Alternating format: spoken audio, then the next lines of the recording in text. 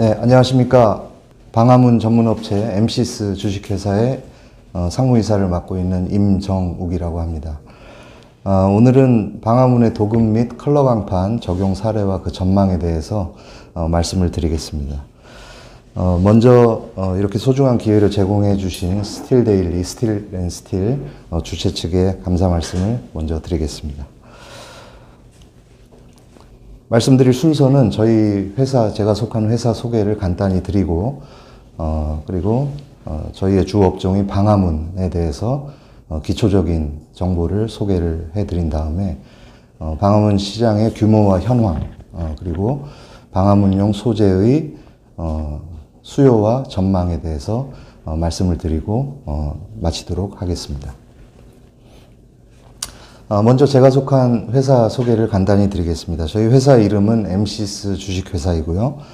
지난 2003년 7월에 설립된 회사입니다. 남기원 대표님을 모시고 있고, 본사는 경기도 광명에 소재를 하고 있고, 공장은 경기도 평택, 포승에 소재를 하고 있습니다. 저희 회사는 전문 건설업 면허를 소지를 하고 있고요. 금속구조물 창호공사업 이렇게 되어 있습니다. 그래서 주 생산 품목은 방화문을 비롯해서 방화문이 아닌 금속으로 스틸로 제조되고 건축물에 설치되는 각종 자재들, 금속공사를 수행을 하고 있습니다. 저희 회사 규모는 그렇게 크지 않은데요. 연간 수주를 작년 기준으로 115억 수주를 했고, 그 다음에 매출은 80억 정도를 하고 있습니다. 주로 롯데건설, 금호산업, 한신공영, 신동아건설, 그 다음에 모아, 미래도건설 이렇게 5개 회사를 주 거래선으로 삼고 있습니다. 이렇게 간단하게 저희 회사 소개를 마치고 본격적으로 방화문에 대해서 설명을 드리겠습니다.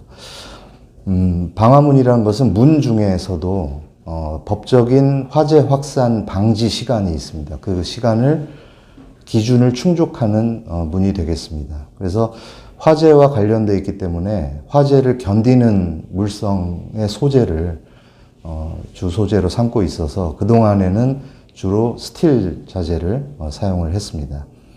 주로 이제 공동주택의 세대 현관문, 그리고 세대 내의 대피 공간문, 그 다음에 일반 계단실을 비롯한 공용 부위에 각종 방화 구획에 설치되는 문을 방화문으로 제작, 납품, 시공하고 있습니다.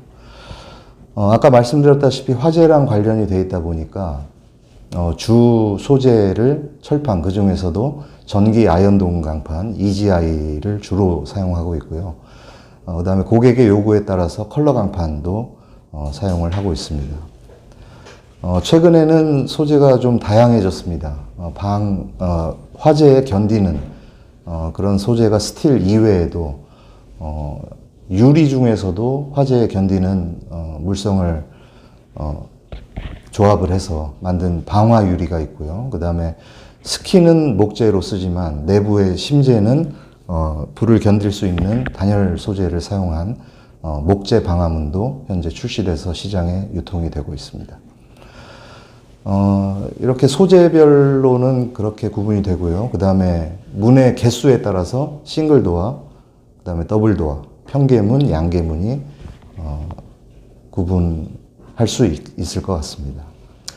화재를 막는, 일정 시간 동안 화재를 막는 방화 성능 이외에도 최근에는 추가적으로 복합 성능이 요구가 되고 있습니다. 그래서 방화뿐만이 아니라 단열, 기밀, 결로 방지 이런 성능도 같이 방화문에 한 제품에 4가지 이상의 그런 복합 성능의 제품들이 시장에서 요구가 되어지고 있고 유통이 되고 있는 상황입니다. 방화문의 국내법상의 그 화재 확산 방지 시간은 1시간입니다. 1시간이 예전 용어로 하면 갑종 방화문이 되겠고요. 그 다음에 30분이 을종 방화문, 이렇게 2가지 시간으로 화재 확산 방지 시간 기준이 법적으로 마련이 되어 있습니다. 외국의 경우에는 조금 더 세분화가 되어 있는데요. 이제 미국의 UL 같은 경우에는 20분, 45분, 90분, 180분 뭐 이렇게 그 각 실의 용도에 따라서 화재 확산 방지 시간 기준이 우리나라보다는 조금 더 세분화되어 있는 그런 국가들도 있습니다. 간단하게 방화문의 문틀과 문짝의 도어의 각부 명칭과 형태를 좀 알아보겠습니다.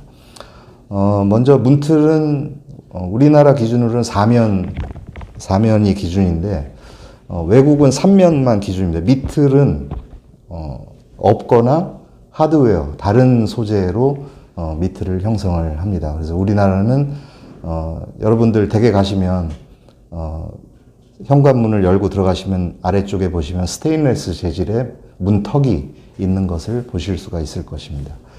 문틀의 양쪽 그 바를 잼이라고 하고요. 도어 락 쪽에 있으면 락잼, 정첩 쪽인 힌지 쪽에 있으면 힌지잼 이렇게 부르고 있고요.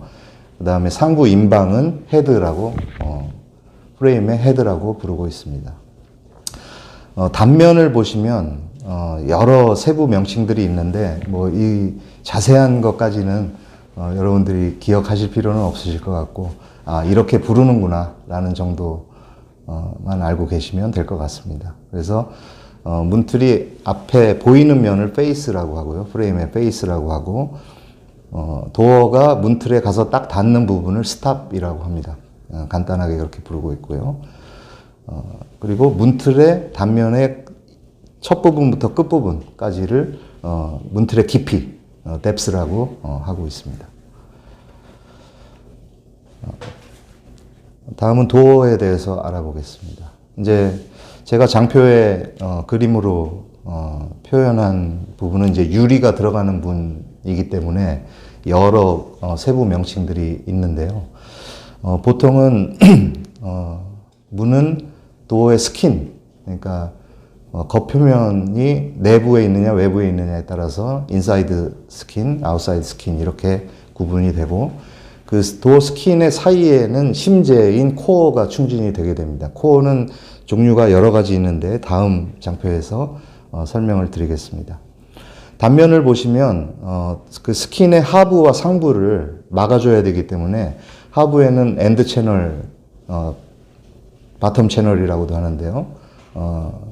그 구조물로 지지를 해주고 상부에는 탑 채널 혹은 엔드 채널 똑같이 해서 도어의 겉표면과 겉표면 사이를 상하부를 막아주는 그런 구조로 이루어져 있습니다. 방금 말씀드린 심재, 코어의 종류가 있는데요. 크게 세 가지 정도로 나눌 수가 있겠습니다. 보통 일반 문에 사용되는 페이퍼 하니컴이 있고요. 그리고 단열문에 사용되는 미네랄 울이 있습니다. 그리고 국내에서는 잘 사용하지 않는 구조인데 스틸 보강재를 넣어서 좀 경고성을, 내구성을 더 확보할 수 있는 스틸 스티프너 구조가 또 있을 수 있습니다. 일반 분들이 생각하시기에는 아니 방화문인데 왜 종이 하니컴을 종이 재질의 심재를 도어 안에다가 넣는가. 실제로 나중에 말씀드릴 방화 시험을 해보면 종이 하니컴은 시험 시작 10분 이내에 전부 연소가 됩니다. 연소가 되고 그 나머지 시간은 그 철판으로 이루어져 있는 문 자체가 그 문 자체의 구조가 나머지 방화 시간을 견디게 해주는데요. 심지어 하니컴을 넣는 이유는 종이라는 그 소재 자체의 내구성이나 경고성은 많이 떨어지지만 하니컴 구조로 했을 때 펼쳐서 받는 그 강도가 일반 석재보다 훨씬 더 강합니다. 그래서 도어를 형성시켜 놨을 때 문을 열고 닫을 때 발생하는 소음이라든지 아무것도 들어가 있지 않아서 하울링 현상이 발생해서 소음이 발생할 수 있는 것들을 막아주는 그런 역할도 하고요. 하니컴의 각 셀의 공기층이 일정 부분의 단열 효과도 가져오는 것으로 확인이 되고 있습니다. 그래서 예전부터 일반 문의 그 페이퍼 하니컴을 충진하는 것이 업계에서는 일반적으로 사용되고 있는 그런 방법입니다. 그 밑에 그림들, 여러 가지 그림들이 있는데요. 도어와 프레임은 그 문틀과 문짝 그 자체로만 작동하지 않습니다. 여러분들이 아시는 도어 락, 손잡이, 그 다음에 정첩, 그 다음에 문이 열렸을 때 다시 닫혀지게 만들어주는 도어 클로저 같은 그런 하드웨어들이라고 부르는데요. 이런 하드웨어들이 문틀과 문짝에 부착이 되어야만 문이 열리고 닫히는 그런 작동을 원활하게 해줄 수가 있습니다. 그냥 문틀과 문짝에 이런 하드웨어를 그냥 부착하게 되면 이 스크류들이 힘을 받지 못하기 때문에 부착이 오래 가지를 못합니다. 그래서 문틀과 도어 안에 하드웨어가 부착되는 부분에는 일정 두께의 보강 철판을 부착을 해서 스크류를 박았을 때 그 하드웨어들이 탈락하지 않도록 하는 그런 역할들을 해주고 있습니다. 그래서 여러분들 문틀과 문짝의 속 안에 아무것도 안 보이지만 그런 각종 부착물들이 붙어 있는 곳에는 보강제인 철판이 덧대어져 있다. 이렇게 보시면 되겠습니다. 네, 이렇게 하드웨어 종류가 많습니다. 이 사진들을 보시면 여러분들이 자주 보셨던 제품들도 있을 거고 처음 보시는 그런 제품들도 있을 텐데요. 각각의 기능과 역할들이 전부 다 따로 있습니다. 여기서 하나하나 전부 다 시간상 설명드릴 수는 없고요. 이렇게 많은 부착물들이 문과 문틀에 부착이 되면서 동작을 원활하게 해준다. 이렇게 이해하시면 될 것 같습니다. 구체적으로 가장 많이 사용되는 하드웨어들 사진을 제가 준비를 해봤는데요. 먼저 정첩입니다. 정첩은 종류가 여러 가지가 있습니다. 여러분들이 보시는 대로 나비 정첩이라고 하는 그 버터플라이 힌지가 외국에서는 거의 대부분의 문에 사용되고 있고요. 국내에는 공동주택 이외의 건축공사 건물들에 주로 사용이 되고 있습니다. 도어락은 뭐 설명을 드리지 않아도 잘 아실 테고, 그 다음에 상단 오른쪽 끝에 있는 사진은 이제 도어 클로저라고 합니다. 도어 클로저는 사람에 의해서 문이 열렸을 때 애써 닫지 않아도 자동으로 닫히게끔 만들어줘서 유사시에 화재 시에 문과 문틀 틈으로 화재가 확산되지 않게끔 해주는 아주 중요한 하드웨어입니다. 아래쪽에 보이시는 거는 도어락의 핸들 부분이고요.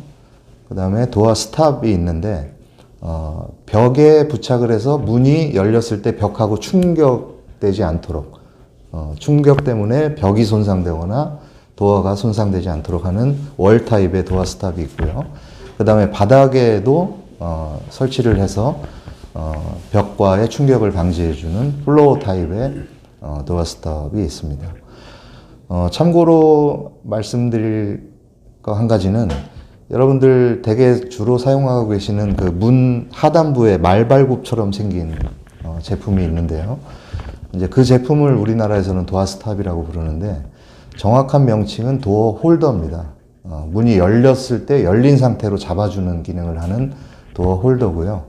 그 도어 홀더를 방화문에 부착하는 것은 불법입니다. 문이 열렸을 때 자동으로 닫히게 하는 것을 방해하기 때문에 그 도어 홀더를 방화문에 부착하는 것은 불법이다라는 점을 말씀드리겠습니다. 보여드린 각 하드웨어가 문짝과 문틀에 어느 부위에 부착되는지를 보여주는 사진입니다. 도어 클로저는 도어의 상단에 부착이 되고요. 도어 락, 그 다음에 정첩들이 부착되는 위치. 그리고 맨 밑에는 트레스홀드라고 적혀 있는데요. 이것이 이제 외국에서 이야기하는 문턱입니다. 주로 이제 알루미늄 소재의 문턱을 외국에서는 사용을 하고 있습니다. 국내에서는 스테인리스 스틸 소재로 문틀과 일체형으로 사면을 조립해서 사용하고 있습니다. 다음으로 소개할 내용은 조금 딱딱한 내용인데요. 법입니다. 법. 국내 방화문이 어떤 법률, 법규에 의해서 제도가 시행되고 있는지 간단히 말씀드리겠습니다. 가장 헌법 밑에 상위법인 법률 제 17,223호에 규정이 되어 있는데요. 거기에 50조와 52조에 건축물의 내화구조와 벽, 그리고 건축물의 마감 재료를 규정을 해놓고 있습니다. 이 건축법에 따라서 건축법 시행령, 대통령령 29,617호에 46조와 64조의 방화문의 구체적인 내용이 기술이 되어 있습니다. 시행령 밑에 시행규칙이 이제 국토교통부령 548호인데요. 여기에 좀 더 자세하게 방화문의 구조에 대해서 설명을 하고 있고요.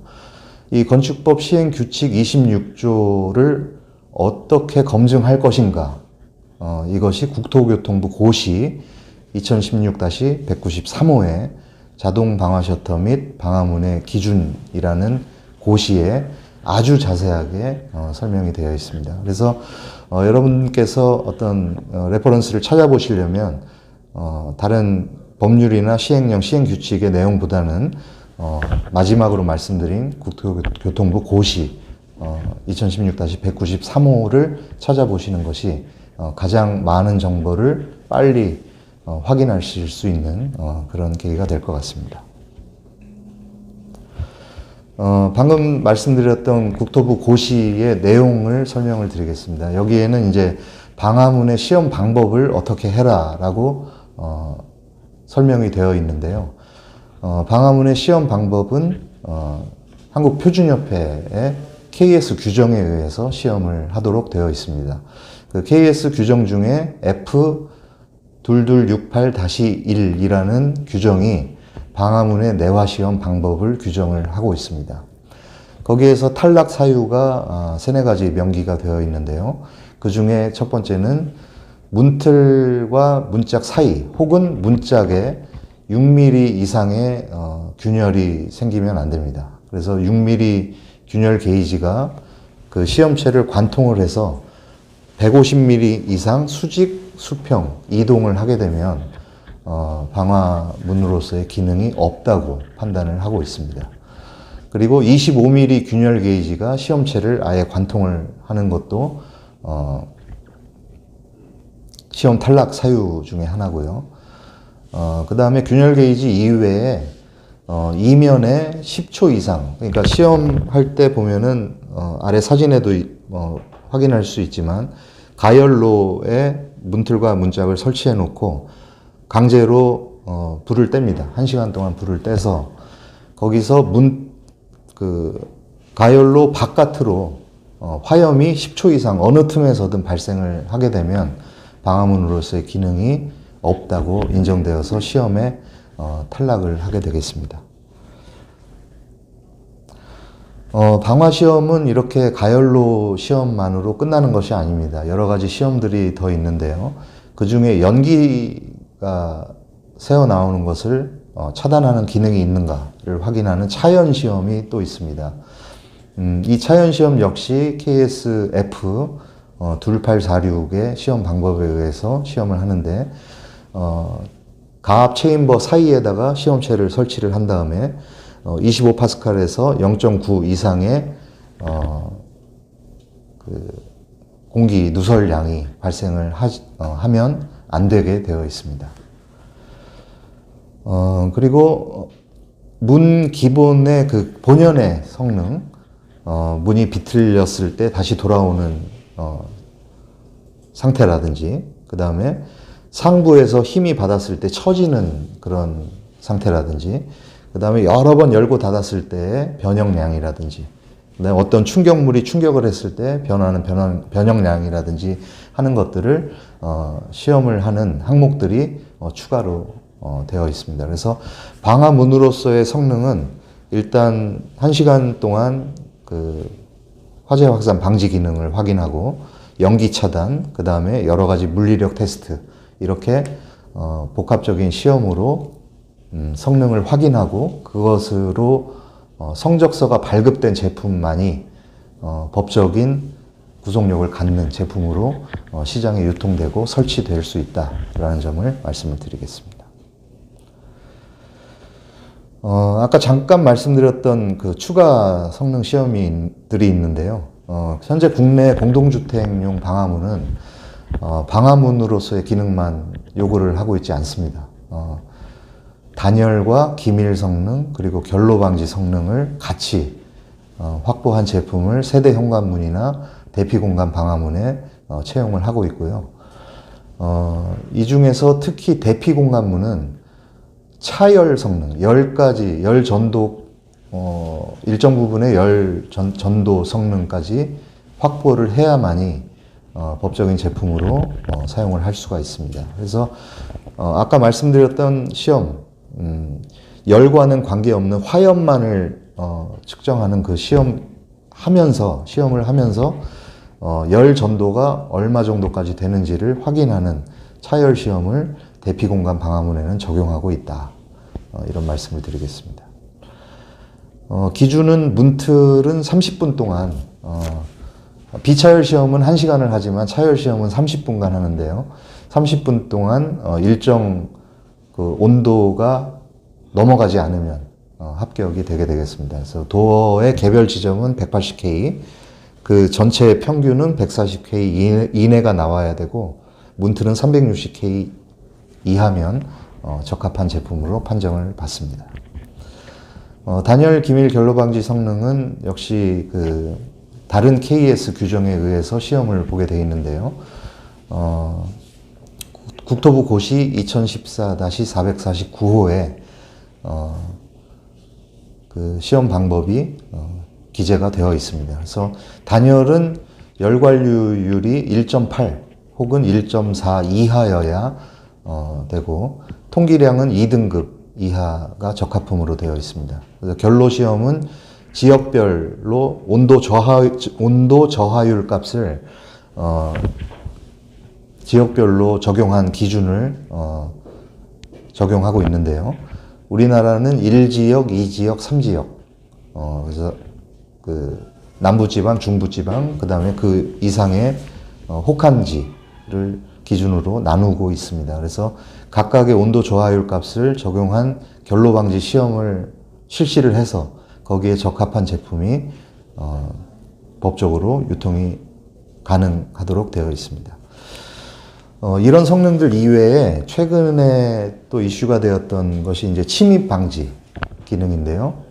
방범 기능이 추가가 되어서 최근에 국토부고시에 2019년 394호에 고시가 되어서 범죄 예방 건축 기준이 마련이 되었습니다. 그래서 문과 창과 셔터의 침입 저항 시험 방법에 의해서 시험을 보고 합격한 제품이 공동주택이나 일반 주택에 사용되도록 하고 있습니다. 기타 해외 방화문 인증 시험 기준들인데요. 참고로 알아두시면 좋을 것 같습니다. 미국은 이제 UL 기준을 통용하고 있고, 그리고 유럽은 DIN이나 CE 기준, 그리고 영국은 BS, 영국하고 영연방 국가들의 사용이 통용이 되고 있고요. 일본이 JIS, 러시아는 GOST, 고스트라고 부르는데요.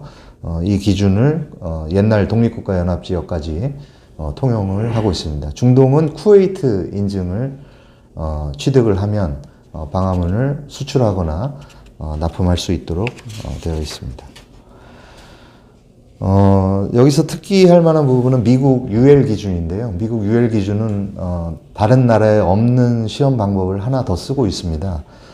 호스 스트림 테스트를 하는데요. 가열된 상태, 시험이 끝난 문에 소방호스로 물을 뿌립니다. 물을 뿌려서 6m 거리에서 16초간 소방호스로 물을 뿌려서 그 문이 파손이 없어야 됩니다.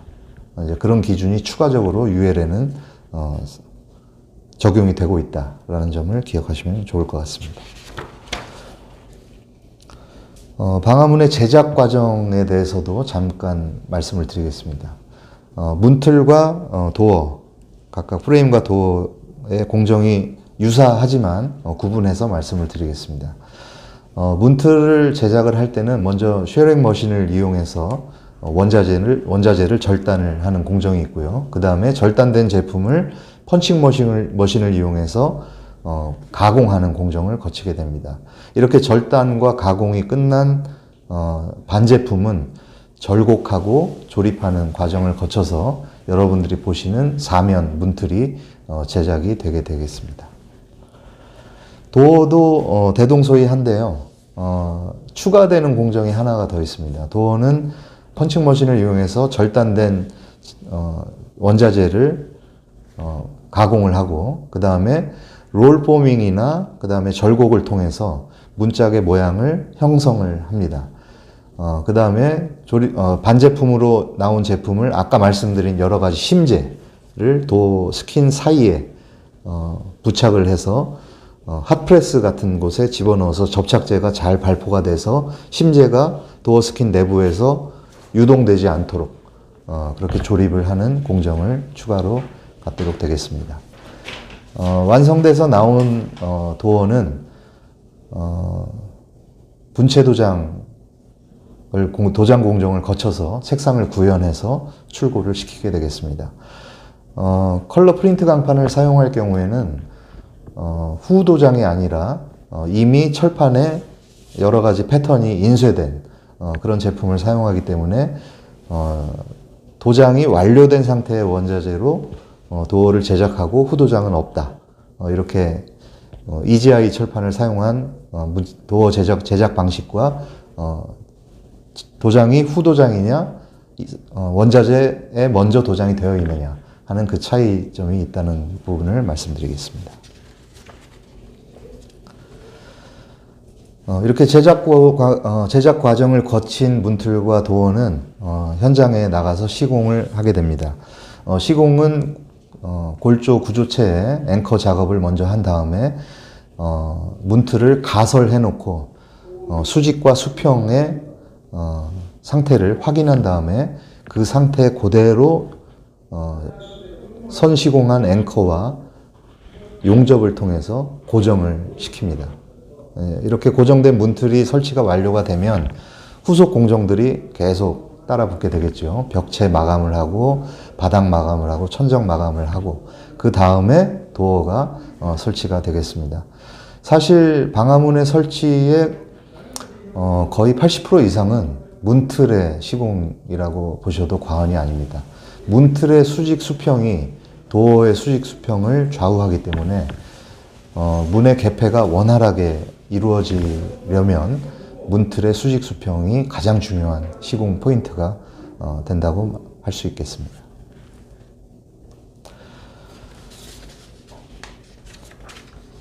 다음으로 방화문용 소재 그 수요 그리고 현황에 대해서 말씀을 드리겠습니다. 현재 방화문 제작 업체는 정확치는 않습니다. 정확치는 않지만 중소규모의 업체를 포함해서 국내 한 150여 개사 정도가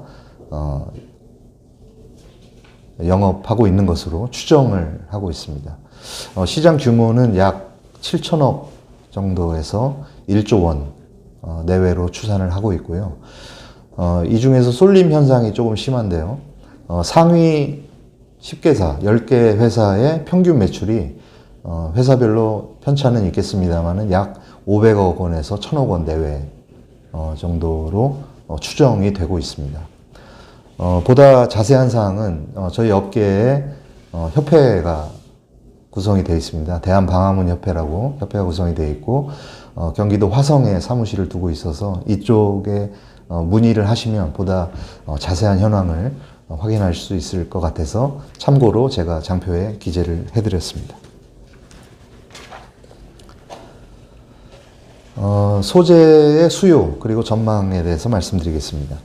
아까 상술해드린 바대로 문틀과 도어 역시 마찬가지로 전기 아연 도금 강판을 주자재 원자재로 사용을 하고 있습니다. 문틀에는 EGI 1.6mm 철판이 거의 대부분 사용되고 있고요. 도어에는 EGI 0.8mm 원자재가 사용되고 있고 컬러 프린트 강판도 마찬가지로 0.8mm 제품이 사용이 되고 있습니다. 저희들이 사용하고 있는 문틀과 도어의 주 원자재 생산은 국내 대기업들인 포스코, 동부제철, 동국제강, 현대제철 같은 철강 회사들이 생산한 제품을 저희가 수급을 해서 완제품을 생산을 하고 있습니다. 그 소재별 소요량을 추산을 해봤는데요. 문틀은 대략 한 세트 한 1000에 2200 정도 되는 가로 세로 폭이 1000에 2200 정도 되는 제품일 경우에 문틀은 개당 한 25kg 정도 전기 아연동 강판이 소요가 되고요. 도어는 약 35kg 정도. 그래서 합쳤을 때 한 세트에 한 60kg 정도의 원자재가 소요되는 것 같습니다. 이렇게 개당 소요량을 아까 말씀드린 한 150여 개 업체가 연간 한 250만 세트 정도 제작해서 유통한다고 가정했을 경우에는 그 소요량이 약 한 15만 톤 정도로 추정이 되고요. 컬러 강판의 소요량에 따라서 좀 편차가 있겠습니다만은 EGI와 각각 한 6만에서 7만 톤 정도씩 국내에 현재 방화문용 원자재로 소요가 되는 것으로 추정할 수 있을 것 같습니다. 향후에는 지금 현재 발표된 정부의 3기 신도시 계획 그 추진 상황에 따라서 좀 유동적이어서 그 원자재 소요량의 변동폭이 조금 미지수인 것 같습니다. 그리고 지난 수십 년간 기존 건설 시장의 그 급등락 편차가 그렇게 심하지 않았다는 점에 비추어 볼 때 원자재 소요량의 그 변동폭은 소폭의 변동은 아마 있겠습니다만은 예년의 추세를 유지하면서 크게 벗어나지 않을 것 같은 그런 생각을 가지고 있습니다. 마지막으로 저희 업계의 그 당면한 과제에 대해서 말씀드리고 마치도록 하겠습니다. 저희 방화문 시장의 당면 문제점 중에 가장 큰 것은 역시 수익이 제한되어 있는 구조적 문제가 있다라는 점을 들 수 있겠습니다.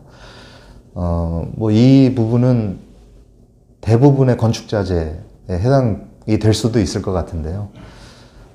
저희는 아까 말씀드렸던 원자재의 생산 업체가 국내 대기업이다 보니까 대기업이 생산한 소재를 구매해서 중소기업들인 저희 방화문 업체에서 제조를 한 다음에 다시 대기업 건설회사에 납품하는 그런 구조를 가지고 있습니다. 그래서 원자재에 대한 가격 결정권이 없고, 그리고 건설회사에 납품할 때 또 최저가 낙찰 제도라는 제도를 통해서 납품을 하다 보니까 가격에 대한 그 수익이 굉장히 제한되어 있는 그런 구조적인 문제가 있습니다. 그리고 그 건설 시장 규모의 축소와 확대에 따라서 업계 내부에서도 좀 경쟁 회사들 간의 출혈 경쟁이 심해지고 있는 그런 상황도 발생을 해서 건설 시장이 축소가 되면서 원자재가가 상승되는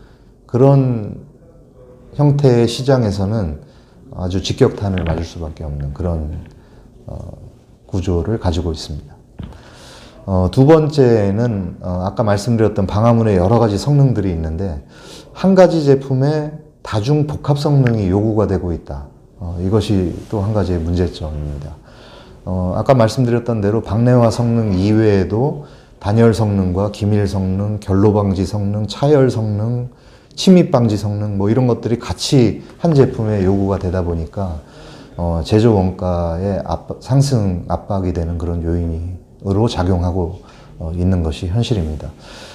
참고로 외국 같은 경우에는 건축물의 단열 그 기준 자체가 외단열 마감 기준이다 보니까 건축물에서 외부로 통하는 문만 단열문이면 되는 것이고, 그 외단열 기준을 적용한 건축물의 내부 방화구역에 설치되는 문은 방화 성능만 있으면 되는 그런 구조인데 반해서 우리나라 건축물은 외단열 기준이 전체 건축물에 적용되지 않다 보니까 내부에 있는 방화문도 다 단열 기준을 충족해야 되는 그런 현실이 있습니다.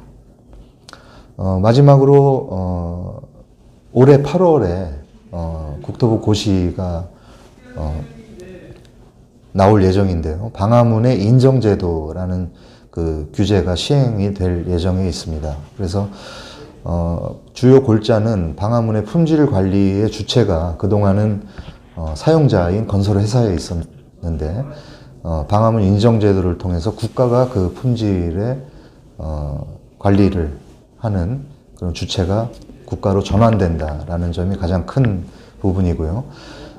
품질 관리 사항을 만약에 위반했다가 적발될 경우에 아주 강력한 처벌 규정이 현재 예상이 되고 있습니다. 그래서 전례 없는 그런 규제가 시행될 예정이기 때문에 저희 업계에서도 바짝 긴장을 하고 있고 그 제도 시행에 준비를 철저하게 현재 진행을 하고 있는 그런 상황입니다. 이렇게 문제점, 당면 과제 이런 문제점들이 한 세네 가지 정도 있는데요. 저희 업계에서 볼 때는 위기와 기회가 공존하고 있다.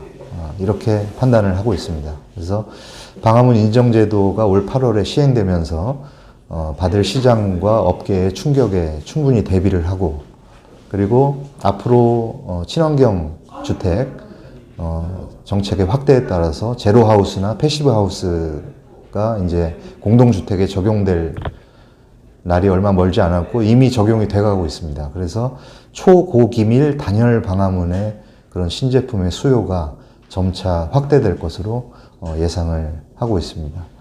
아까 말씀드렸던 열 관리율 기준이 1.8, 1.4 이렇게 나눠져 있던 것이 앞으로는 1.0, 0.8로 더 강화가 될 것으로 예상을 하고 있고 그렇게 되면은 초고기밀 단열 방화문의 신제품의 수요가 확대되면서 제품의 개별 단가도 상승이 될 것으로 예상을 하고 있고 방화문의 전체적인 시장도 역시 확대될 걸로 예측을 하고 있습니다.